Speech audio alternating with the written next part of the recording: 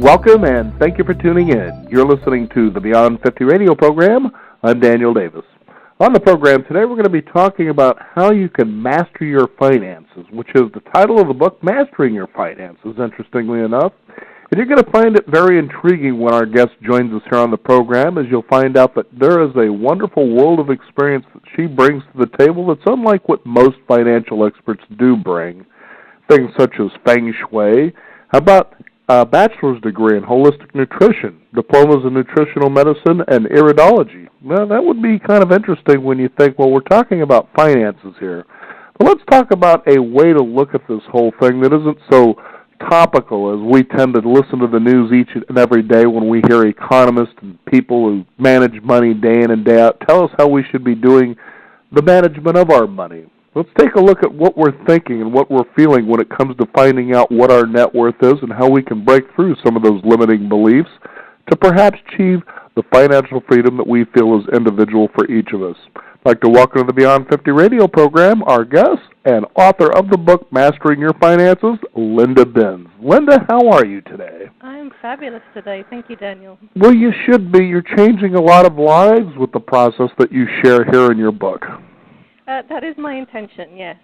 My life has been changed through this work, and that's the work that I do, help people change their experiences and change what's showing up for them in their life.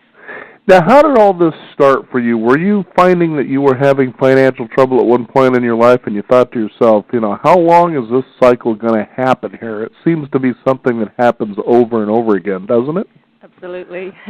Negative financial patterns. Well, yeah, I struggled financially ever since I was a child, really. We didn't have much money growing up, and money was always, it was never something that was talked about. I knew that if I had, if I needed money for anything or had to ask for anything, it was never going to be a positive experience. So I never learnt, like most people, how to manage money. I just went out and made it and then spent it. And so as I grew older and I started my own business, especially, it was a real struggle, especially to learn how to go out and make money for myself. I studied with a lot of people. I studied with business coaches, life coaches, wealth coaches, all kinds of people. I took lots and lots of programs to try and make my business successful. And what it did, I learned a lot, but I ended up getting in a lot of debt. I was about $130,000 in debt, but determined, you reach that point where you think, I can't go back. I know I can do this. I know I can be successful. And I know I can change things. But what I found was that I was looking for the solution externally. I was looking for somebody to tell me the answer, somebody to tell me, if you just do this, it'll work. I did every program, and I followed every program. And one thing the business coaches would always say to me, well, I don't understand it. You're doing everything you need to be doing, but it's just not working. That started to shift as soon as I shifted my focus from looking for the answer externally to looking for the answer internally. And once I changed that focus, then everything changed. I'm no longer in debt. My business is more successful than it's ever been. And I was able to help other people with that, funnily enough, but it took me a long time to see it for myself and in my own situation. So that's my experience. Now, when you came to see yourself differently, how did that look? What was going on perhaps in your thinking as you were observing this? Well, I think the biggest change in thinking was realizing that I was looking to somebody else to tell me the answer. And, people in the self-growth industry, they all tell you one thing: the answers are inside you. And I believed that. I felt that was true, but I had this big frustration. I would think, okay, yes, I understand that, but can somebody please just tell me how to get those answers out? And that's the piece I didn't know, and so I was looking for somebody else to tell me that. But it's only through what I call extreme self-awareness, taking complete ownership and responsibility, getting out of denial and being really real about your situation, and how you're feeling. It's paying attention to your thinking and how you're feeling, and what's showing up for you as a result of how you think, how you feel, and the actions that you're taking, and knowing that if I can identify why am I thinking this way, why am I feeling this way, and how can I change that perhaps. Mm-hmm. And once that starts to change, then you start to do different things, and different things start to show up. So it's all self-directed. If you can take responsibility and know that, I created my own situation, and I created it for a reason. And as soon as I don't need that situation anymore, because I get what it's here to teach me, then the situation won't be here anymore. It will change. Isn't it fascinating when we want to go and make changes, how uncomfortable change can become, but it gets easier as you kind of exercise those muscles, doesn't it? Well, it does. One thing I found, though, and this is interesting, and it was something that it was a kind of a breakthrough that I had around my own experience. And I find that many people on the personal growth or spiritual path find this to be true, and that is we can get addicted to personal growth and to challenges and fixing problems. We can get addicted to that. And what that means is that you fix one problem, or you resolve one thing, and then there's going to be another one, and another one, and another one. It's like, when you learn how to climb a mountain, you want to go and climb a bigger mountain, and then a more difficult one, a bigger one, a more challenging one. And I think we can often do that, and I know that's been true for me.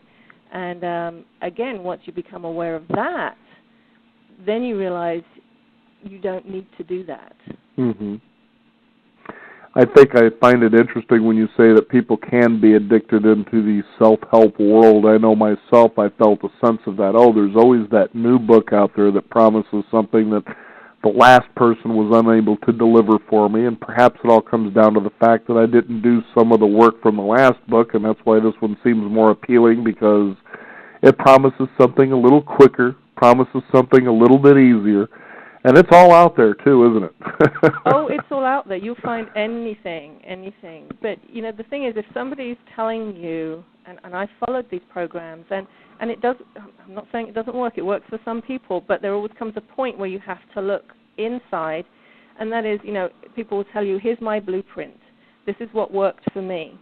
And so if you follow what worked for me step by step, that's going to work for you.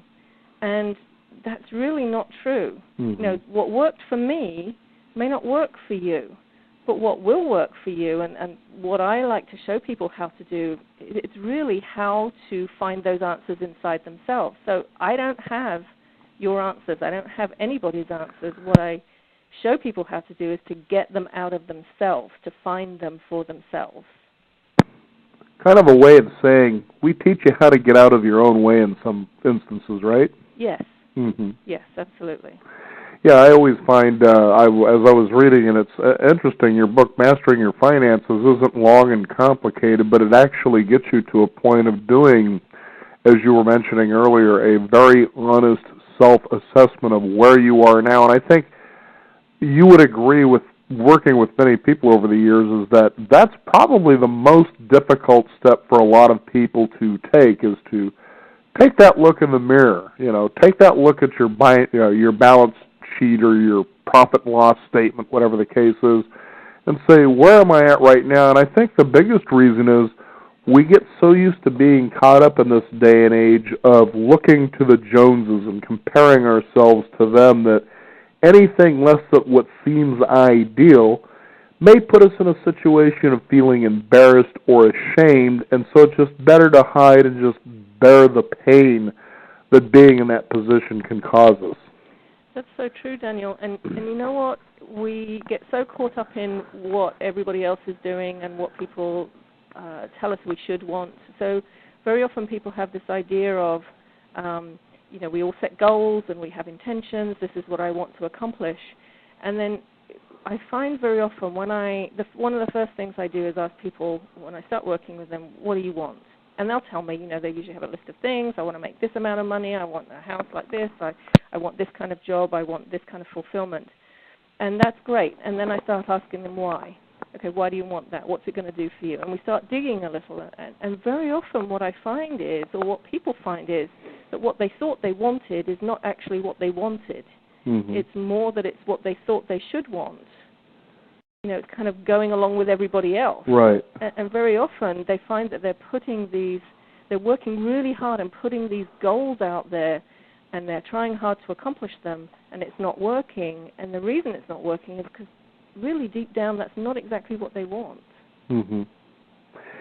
That brings an interesting question, especially when it comes in light of the events of 2007, 2008, as the economy began to take a nosedive. And I think a fair amount of people really felt the hit from something like this over the next few years. And what I wanted to address, for instance, when you talk about what people really want and realize deep down inside they really don't want it, is I wanted to kind of address something, for instance, in America that you definitely hear over and over again each time we have a new presidential candidate running for office.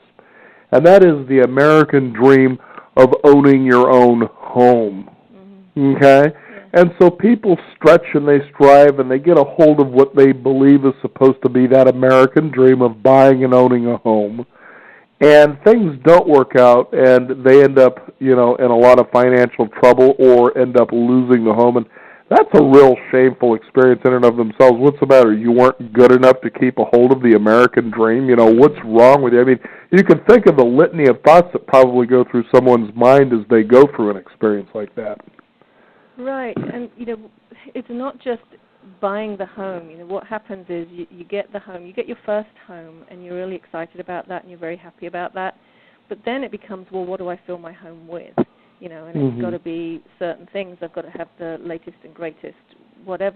And then, that home becomes not enough anymore, and so I need to move to a bigger home, a better in a better neighborhood, and I need to have more stuff and better stuff.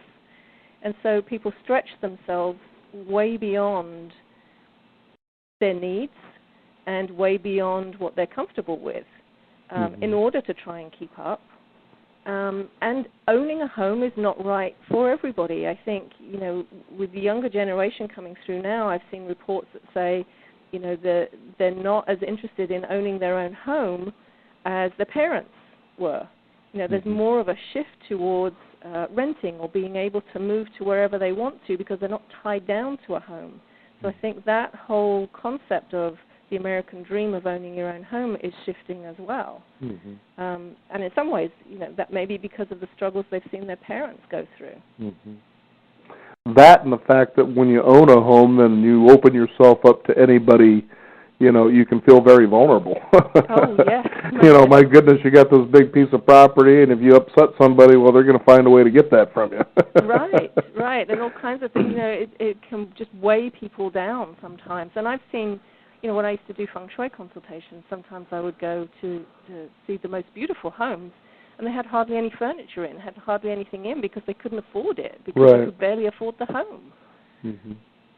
Now, I know it's important because, as I was mentioning earlier in the introduction, is that you have a very unique, I guess, call it a resume for approaching helping someone master their finances. And Feng Shui was one of those, but it's a very powerful tool that you talk about, especially in creating a home, whether you own it or you rent it, it doesn't matter. Where you live is what we're talking about, that helps support you in achieving those particular goals. Tell us how that works a little bit.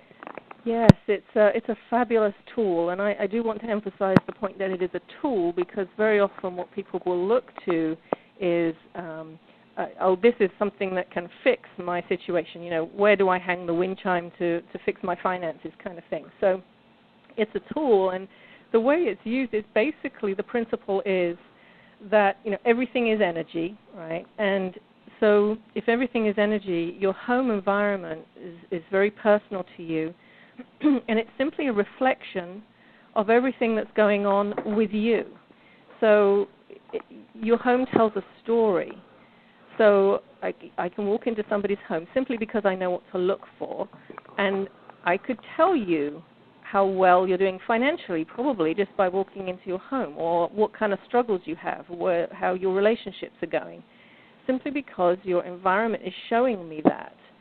And all that means is, if you want to change something, if I want to improve my relationship, if I want to do better financially, I can look at my home and see how is my current state of consciousness in that area reflected in my home, and then how can I change the energy of my home around that particular part of life, which will then bring about or help to bring about a corresponding change in me and then in my life situation. So your home is so intimately connected to you.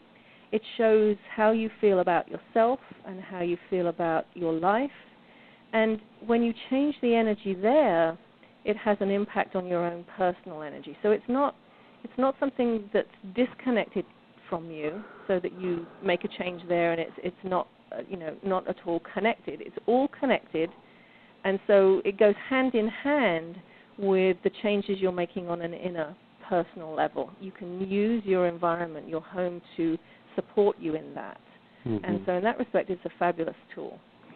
Now, when you first started on this journey for yourself and you found yourself, as you mentioned earlier, about $130,000 in debt, which is fairly significant, although I've seen people out there that manage to be even deeper than that, but what do you think was probably the biggest thought barrier that you faced, the obstacle that was the hardest for you to overcome before it felt like it was getting easier?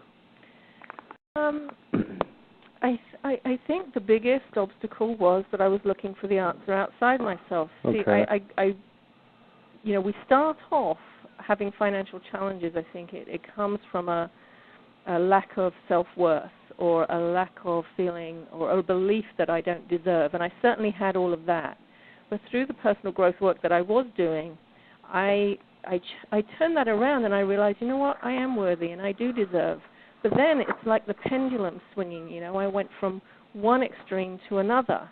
So it's like, okay, I am worthy and I do deserve, so darn it, I'm going to make this happen. So let me find all the experts who can help me, and nothing's going to stop me. And so that's what I did. And so I was throwing money at it and trying to resolve it or trying to improve my circumstances by looking outside myself.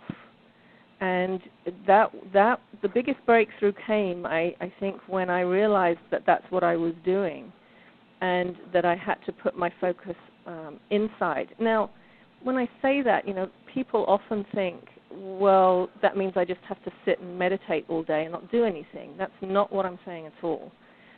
What I'm saying is you change your focus to an inner focus, so you do your inner work, paying attention to what comes up for you, how you feel, and you work through that.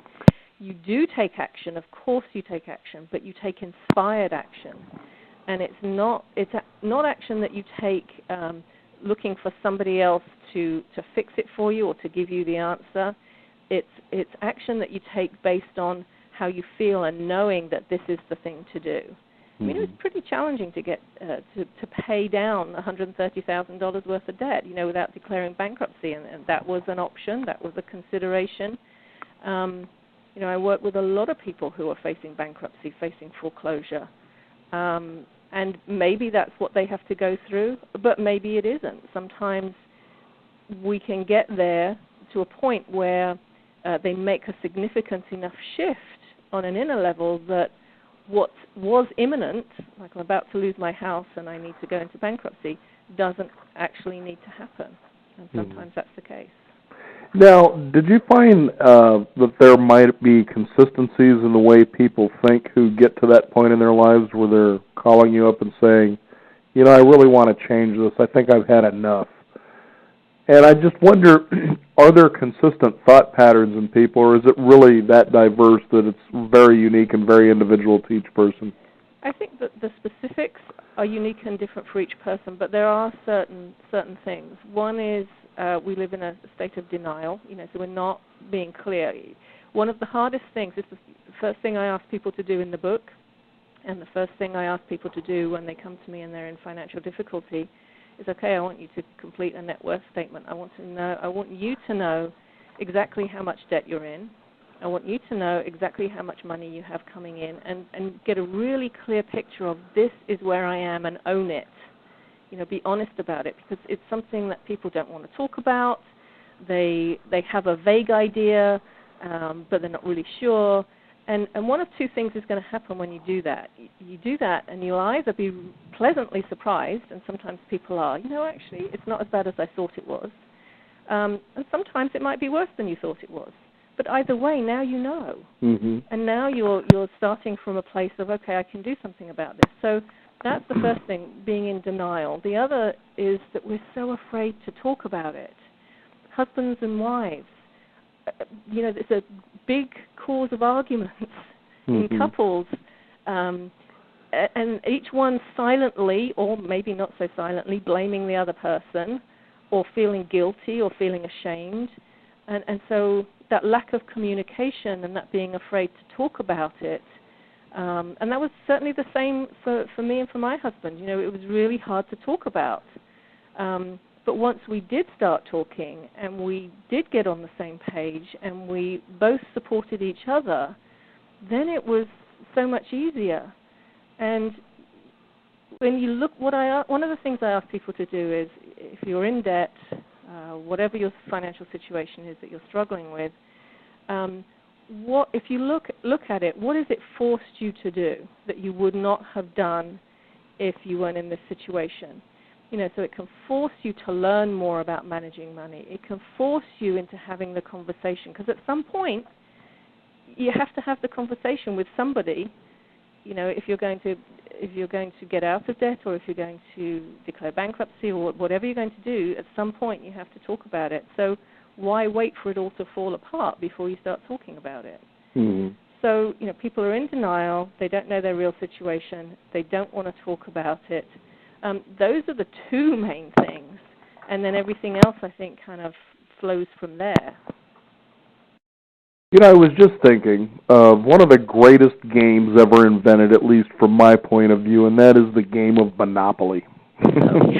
How many of us has played that game and been very, very good at it? Mm-hmm. But then you say, well, why didn't you apply the principles of Monopoly into life? But the thing that's interesting about this game is that you have a hardcore, honest view about what your net worth is through the game. And you decide, how do I initiate the kind of decisions that allows me to build more, to have more? And you realize that sometimes as you're playing the game, you hit fate by landing on somebody's property just when you don't really want to be there. You go to, you're very familiar with the game, as I'm sure a lot of our listeners are. But it's interesting how we'll take a game and we'll focus on what the rules are, but they're not that much different to a financial life outside of it, is it? No, that's absolutely right. Monopoly's a great game. There's another one. I don't know if you've seen it, Cash Flow. I actually have that game, yeah. and there's another principle I was going to bring up, and I'll tell you why, Linda. When we first started our program about 10 years ago, one of the things we enlisted in was someone who was an accountant who we had brought on the program a couple of times, and she was trying to get us squared away as we were starting our business to do accounting. Now, I can say this to the listeners out there. There are a lot of great programs online. One of my favorites is QuickBooks, and you can certainly do a free 30-day trial if you want to do that. It's all online, so it's stored in the cloud. You don't have to worry about a ledger somewhere. But what was fascinating is she says, set up an account through, whether it's QuickBooks, whatever it is, and really start putting in your finances. Plug in, how much do you spend on groceries, your electricity, so forth and so on. And then take a look at that balance sheet and take a look at that P&L statement and get familiar with these things. And as you were mentioning in the game Cash Flow, that's exactly what he has you do. Right. And there are very few people, really, that actually have something like that available when it comes to their personal finances. That's true. Funny story, when I first started playing that game, how they have that statement, that profit and loss statement. You have to keep that going throughout the game, so you know exactly how many properties you have, how much income you have, what your expensive, all of that. So, for example, if I was playing with my husband and we were playing with some other people, I would always say, in the beginning, oh, I don't know how to do that. I'm going to let my husband do it. I'm not good at doing that. Or I don't want to be the banker because I'm not good with money. And, that's what would come out of my mouth because that's what I was thinking and feeling. And then I actually started to challenge myself to do it. And I thought, you know what, I'm going to do it. And if I need help, I'll ask for help.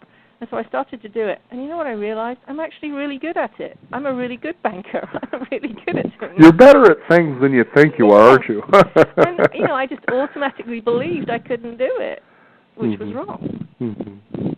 I know when we were playing the game Cash Flow, my wife and I, it was really funny because she was able to get out there onto the fast track, and that's where the millionaires make their money, as it said. But, I just couldn't seem to get out of the rat race no matter what I did. And she was sitting there at one point as I would roll, and she was like, "Come on, hon, you can do it." And I'm like, "No, it's the dice. It's just keeping me in this thing." Well, it's a completely different mind shift, isn't it, when you play that game? To be able to get out of the rat race, you can't keep with the same mindset of, making a salary. And you've got to stretch yourself and do something that's a little uncomfortable in order to make that change. Mm-hmm. Now, what do you think sets your book apart from most books that are out there that are proclaiming the same thing?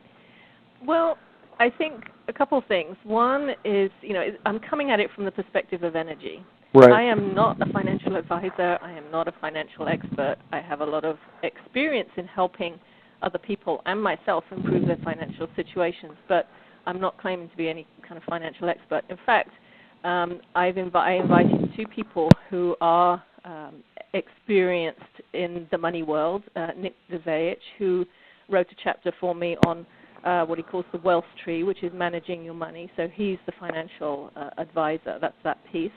And then Patricia Drain, who's a business coach and multiple streams of income expert, who wrote a chapter on how to make the kind of money that you deserve and why most of us don't. So I'm coming at it from doing the inner work and pointing people in the direction of how to find their own answers, why they got themselves into this situation, and how they're going to get themselves out. And there are a lot of resources as well, extra resources in the book. So, and then I cover also the environmental piece and how your home reflects your financial situation and some changes that you can make there. So I think all of that combined makes it pretty unique, because usually you'll find any one of those just in one book. So you would find maybe Feng Shui for your finances, or you'd find, the inner work of money, or you would find a book on wealth management. But all of this is in one place. So really, I think it's everything that you need to make that shift and to change things in your life. It's there in that book for you. Now, it's certainly something that doesn't happen fast and easy as a lot of things tend to promise out there, is it? Well, no. Yes and no, I want to say. It really depends on where you are and what's going on for you. If I could share an example, well, I'll share a couple of examples, if I may. Please. So the principles in the book, those are exactly the same principles I use with my clients. I have various programs where I walk people through this step by step. And I'm just going to share a couple of examples of two people who had taken one of those programs. So the first one I'm going to share with you is Mary, who is actually a business coach, and I met her in Arizona when I was doing a presentation there. And she came up to me afterwards and she said, I've been in my business for several years and I can't seem to break through this certain barrier. It's a struggle. I work really hard and I need to make more money. I just need to make more money in my business. And so what I said to her is, you need to change your focus from trying to make it happen externally and change your focus, or make the inner work your priority. It's not that you don't do the other things that you're doing, but make the inner work your priority. So she started on one of these programs that I do. And let me just read to you. I think I have it here. Yes, I have it here. Let me just read to you what she said. This is after just 2 weeks of doing this program.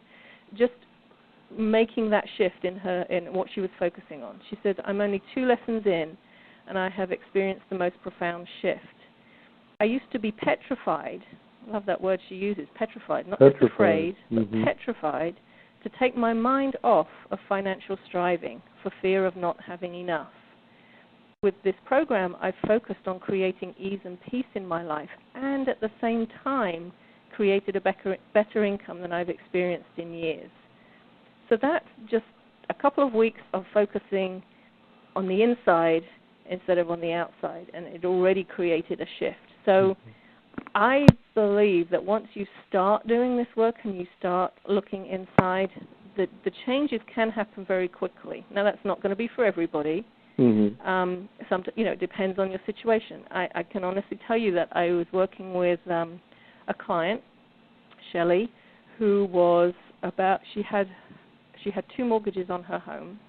She had tried to refinance them, and she'd had a letter from the bank with the date of the foreclosure for her house. She was significantly in debt, was talking about going into bankruptcy. She had been out of work for almost a year, trying to find a job, and her husband had a job, but she had always been the main wage earner in the family. So they were faced with losing their home, faced with going into bankruptcy, and she was really struggling to find a job. So working with her, that's when you work with somebody like that, I got to tell you, it's really hard to say to that person, look, you need to focus on your inner work, because everything is so pressing. What do you mean I've got to look inside? I'm about to lose my house, kind of thing. But what I said to her is, first of all, we've got to really get clear on what's happening. So let's talk about it. Let's really get it on the table. If you lose your house, where are you going to live? Let's talk about that. If you have to go into bankruptcy, what does that mean? What do you have to do? What papers do you have to fill out? Who do you have to talk to? So we really got it on the table and took the unknown or the fear of it away, right? So she knew exactly what she was going to do. And so I had her doing the things that she needed to do, but at the same time making that inner work a priority, looking at, okay, why did you create this situation in your life? What is it here to teach you? What can you learn from it? What do you need to know about yourself? And so we were doing all that kind of work. And that took within 6 months, she got a job, which is the best job she's ever had, best paying job she's ever had too. They have not gone into bankruptcy. They are paying down their debt. And out of the blue, now bearing in mind the bank was already going to foreclose on the house, out of the blue, they got a letter from the bank saying that they were going to refinance both of their mortgages, which they'd already refused to do before. Wow. I know, it just complete turnaround. I could not have told her that was going to happen. I had no idea. I did not know what would happen. Mm-hmm. But, when you consider how desperate that situation seemed, when she started doing this work, within 6 months, everything had turned around. Mm-hmm. So it can be quick, it can take longer. It really depends on the person and how much they embrace this work, the inner work that I'm talking about. Now, when we talk about this inner work, what is one of the first things you start with? I would imagine that you pay attention to, for instance, your emotions when situations arise. Is that kind of one of the first most important steps there? It is, and it may seem strange to some people, but your emotions are the key because they tell you what's going on. Mm-hmm. So if I'm feeling angry, what is that about? Maybe I was feeling good. I woke up in the morning, I'm feeling really good, and then I have a conversation with somebody or I go out and do something, and then all of a sudden I notice I'm feeling angry. That's telling me something about myself. Something triggered something in me. Now, if I was having a conversation with somebody and then I started to feel angry, typically what people would do is say it was that person's fault. They made me angry. No, they triggered something in me that brought on this feeling of anger. So what is that about? So the emotions are keys that tell you really how you're processing energy at this moment and what's going on. If you allow yourself to sit with the feeling, so if I'm feeling angry and I allow myself to sit with that feeling, and if I ask myself, what is this really about? What is this telling me about myself? Then I can start to become aware of where that's really coming from. And also how that has been controlling me subconsciously throughout my life. So it may be I feel angry because it's triggered something from my past, something that somebody did to me before or said to me before, or when I didn't feel worthy before. I don't know.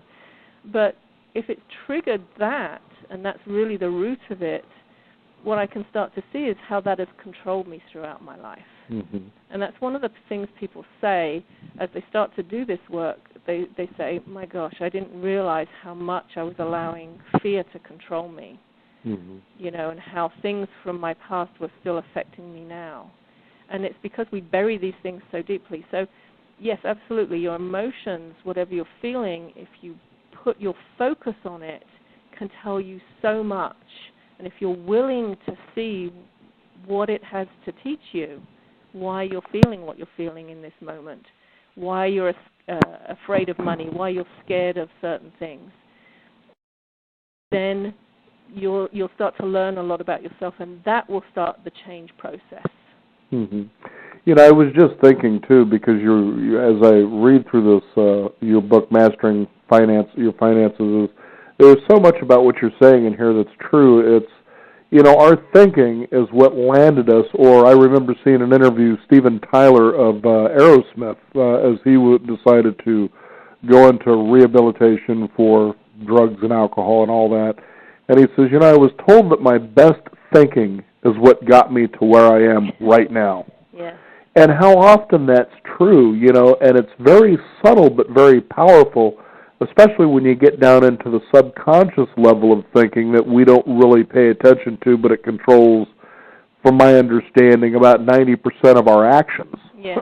and down in those subconscious areas, that's where habits reside. Yeah. So you're not really in this situation because fate just blew you over there by the wind. You're there literally because somehow, deep inside, you believe that's where you should be. Absolutely, and people say, well, why would I create this? I don't like it, I don't want it, I want to change it. So of course I didn't create it. No, you created it. Yeah, see, there was that frog in that pot of water when it was cold. Right.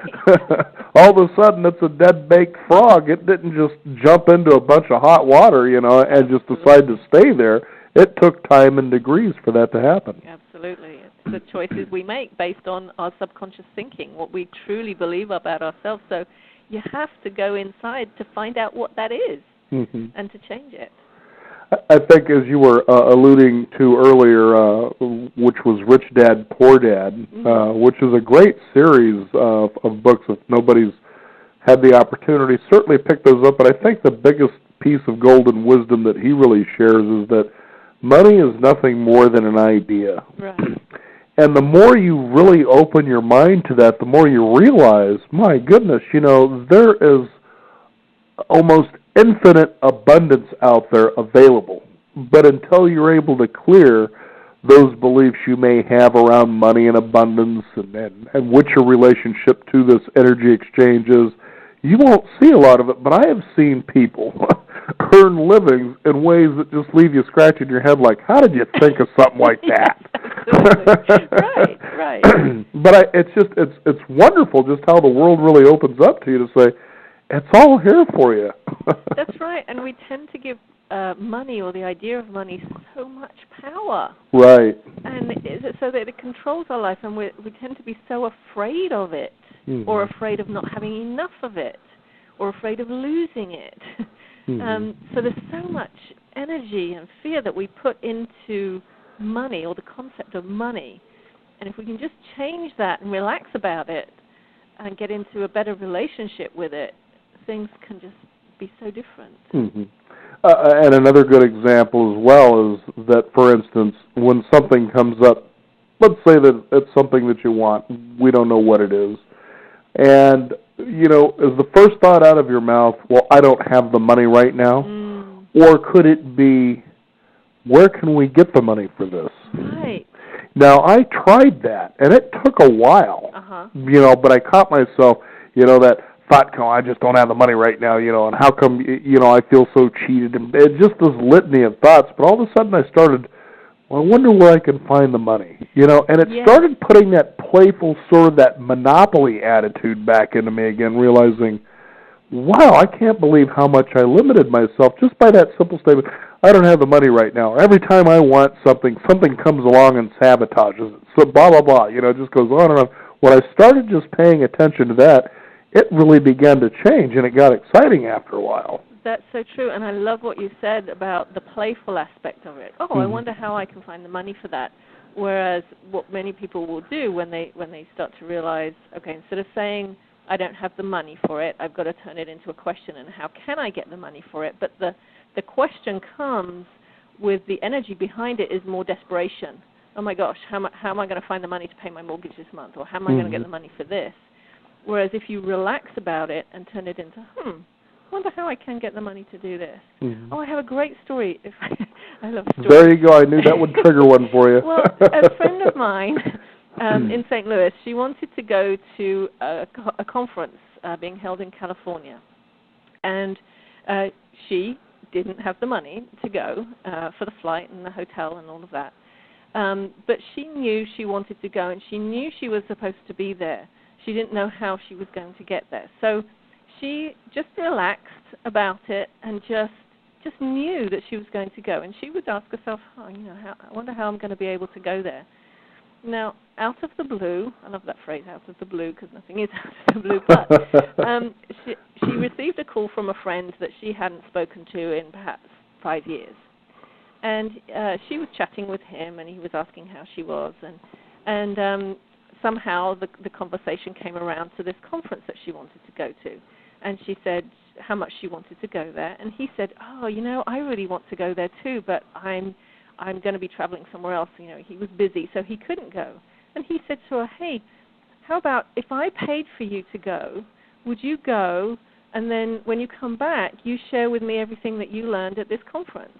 And she said, of course, she said yes. Well, yeah, why would you say no to something like that, right? Yeah, so, I think it's a great example of how if you just relax, you allow the universe to provide the solution in a better way than you could ever have thought of. And we restrict ourselves very often.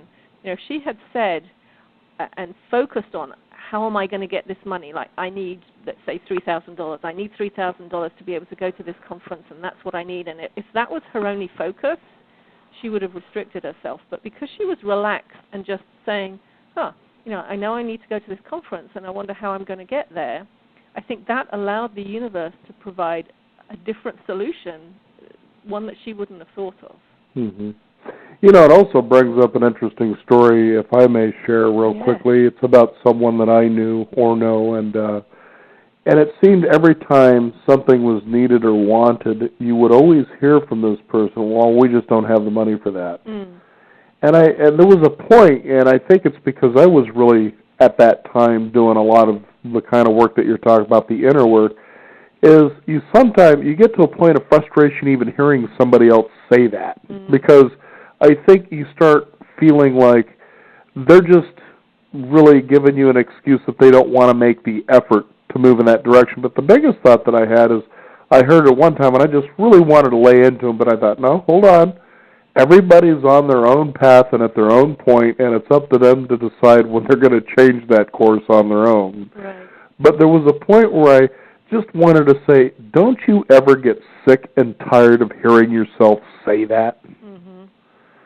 Yeah. It's true. Well, here's one thing I've learned, is that some people will complain and talk about how they don't have the money and talk about how bad their situation is. And when you're a helper type of person, so the old me, especially when I first started my business, would want to jump in with the solution. Oh, if you just did this, if you just did that, right. With the answers for them. But what I've realized is that some people actually are attached to the chaos or the challenges or wherever they are. And although they're talking about the struggle and they're talking about wanting change, they don't actually want it to change, or they're not ready for it, I'll say. So I do like to check in with people, and I like to tell people it's okay. Wherever you are, it's okay, but you just need to know. So I say to people, on a scale of 1 to 10, 10 being I'm going to do whatever it takes, I'm so ready, and 1 being, well, I'm not really sure. Where are you in terms of being willing to do what it takes to change? And I would say if you're at least, you've got to be a 5 or above, then you're ready, and you can do something, and you can start to make change. But if you're below a 5, you're not ready. And it's okay, but just know that you're not ready. And so, then perhaps you can think about not complaining about it all the time, or not saying that you want change, because you know that you really don't. Mm-hmm. Now, somebody listening to this program, of course, is going to pick up a copy of Mastering Your Finances, as I would encourage them to do that, because I have interviewed financial experts over the many years that, teach you how to, as we're talking about here, to master your finances, turn things around for you. And it's so true what you say in your book, that this really is an inside job. That's what Houdini was good at. He was good at breaking out of safes. Mm-hmm. And people would ask, well, how is that possible? He says, because they're built to keep people from breaking in. Good. I like that.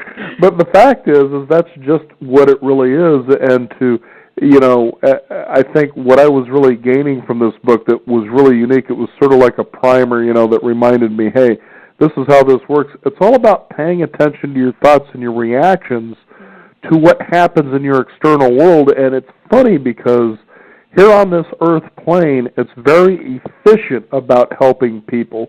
If this sounds kind of hippy-dippy, that's fine. We don't mean for that to happen. But to clear our karma in the fastest, most efficient way to move us in the direction we really deeply desire to be moving in. And that's what we're talking about here, isn't it? That is. And, there is nothing new in this book. I didn't make anything up. There's nothing that hasn't been said before. I think it's just I put it in all in one place. I really think there's everything that anybody would need to be able to change their situation. Mm-hmm. Now, what has been one of the best responses you've had from someone who has actually worked with Mastering Your Finances? That one story you really like to share with a lot of people. I know you've shared a couple, but I'm sure there's another gem out there that is pretty interesting for our listeners. Oh, yes, so many. Let me pick one. Well, let me tell you about Kathy, who is a realtor. Now, she, everybody knows the real estate business has been challenging, and she was in a situation where she's a broker, so she has a number of real estate agents working for her, and was really struggling to pay the bills each month, right? So things were very challenging, and she started on this journey. And I would say this was only a matter of weeks. This was about 3 or 4 weeks. Actually, let me look. Yes, I do have comments from Kathy. She says, since I started doing this work, my company was struggling to make the bills each month. Over the past 3 weeks, we've had a surge of closings, making it easy to pay all the bills. The company also recently hired a couple of new agents that are high producers, which will add to our company income as well. So, and people could say, well, that might have happened anyway. But when she started, she was in a very desperate place. She wasn't able to make the bills, pay the bills each month. She was really struggling. But I just want to show how just changing that focus and becoming aware of what's going on inside can really start to shift things. Mm-hmm. And I have one story which really emphasizes the importance of environment, actually. And this is of a woman who is an interior designer, and this is a woman I worked with some time ago. She's an interior designer, actually had a very, very successful interior design business, so she was making a lot of money doing that.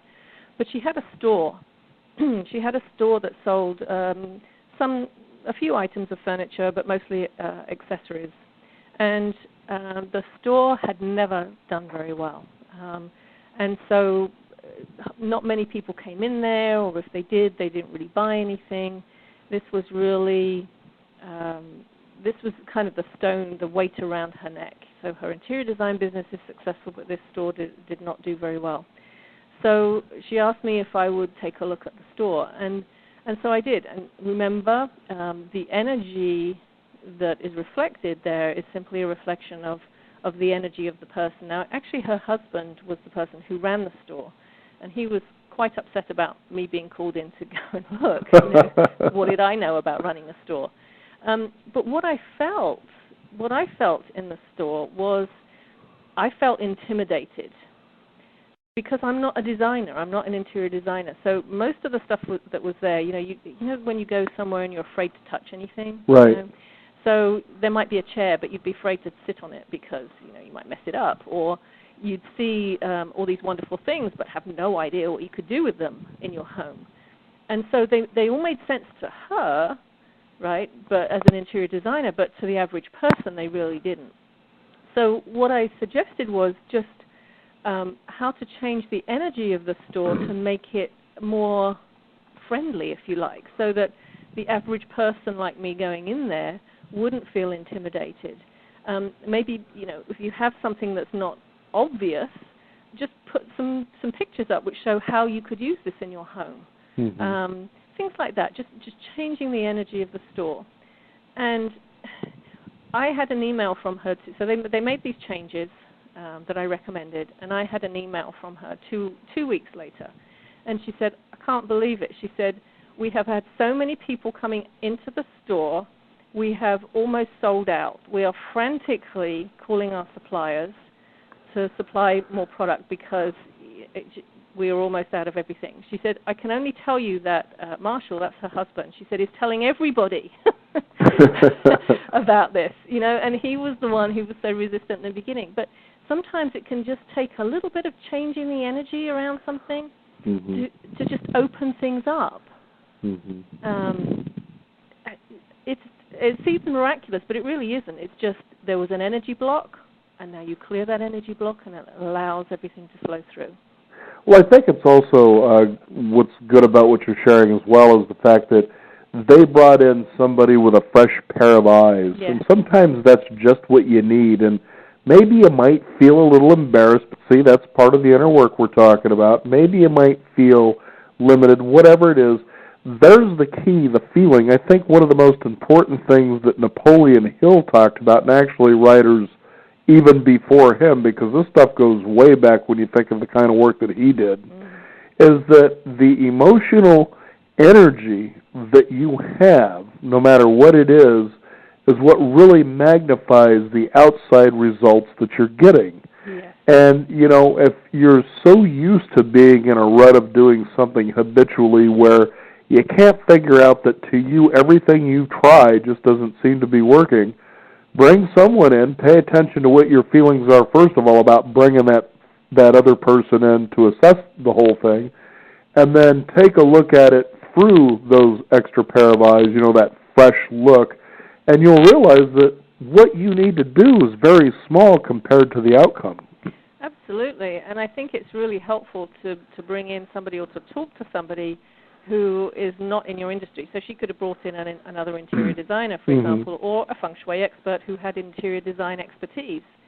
But, and I have to admit, there was a certain hesitancy on my part when I went in there because I did feel intimidated. Mm-hmm. And I thought, well, do I say that I really would have no clue on how to use most of the things in here? And, it just feels very intimidating to me. And there was a little hesitancy about saying that, but I had to be honest. That's what she paid me to do. And I said, as a person who doesn't really know anything about interior design, this is how I feel in your store.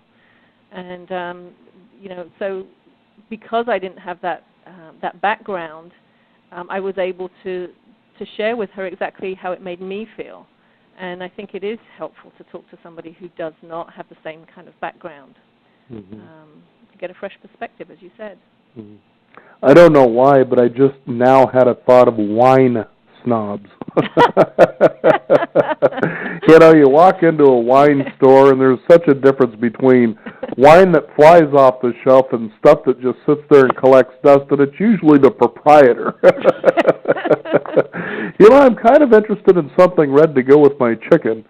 Oh, really, and you get the sneer down the nose and all this sophisticated nonsense that comes out of their mouth. Or the other guy says, I find this Merlot does very, very nicely.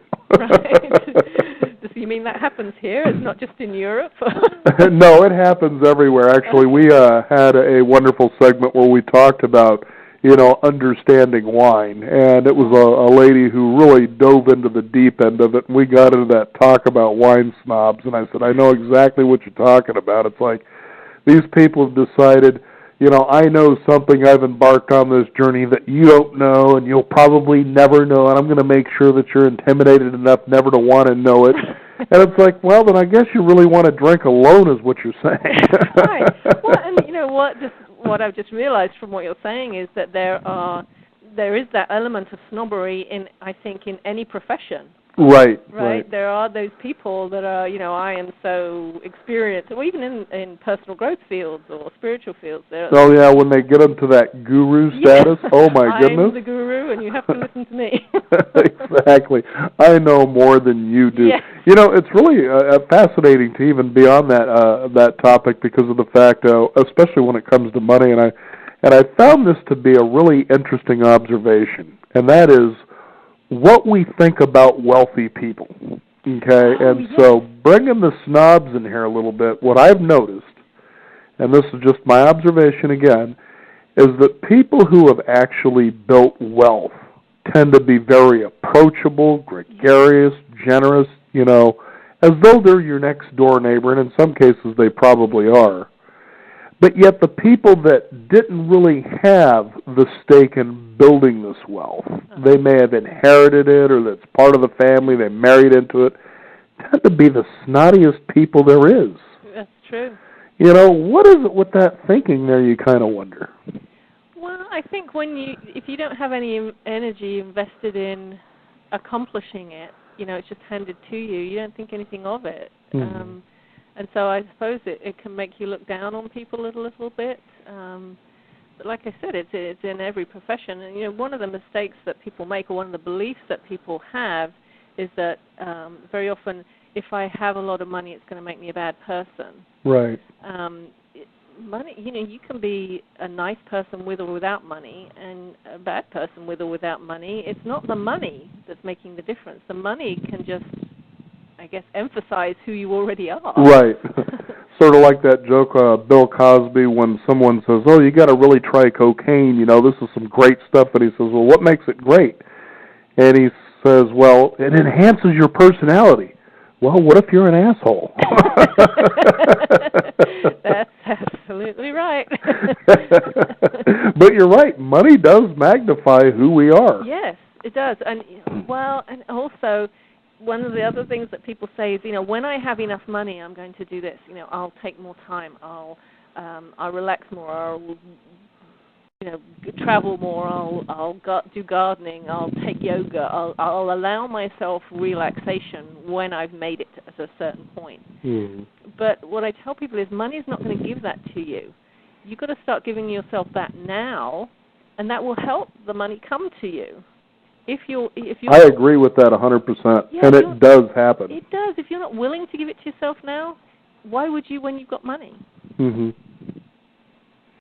Fascinating stuff. Mastering Your Finances is the book. Our guest on the program today, Linda Binns. If you could, Linda, give our listeners out a website where they can find out how they can get in contact with you or get a hold of the book, whatever it may be that they're interested in. Yes, the best website would be breakthroughstrategybooks.com.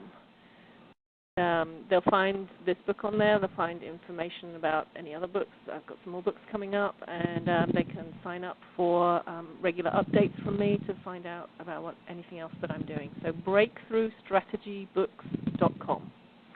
And as both of us would say to our listeners out there, whatever that fear is that's in front of you when it comes to especially matters of money, hey, face it and do it anyway, right? Absolutely.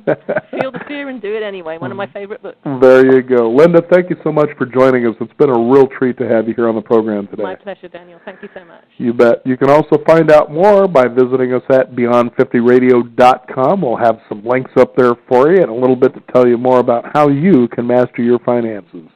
I'm Daniel Davis. Thank you for tuning in. This is the Beyond 50 radio program, and remember, live your day past halfway.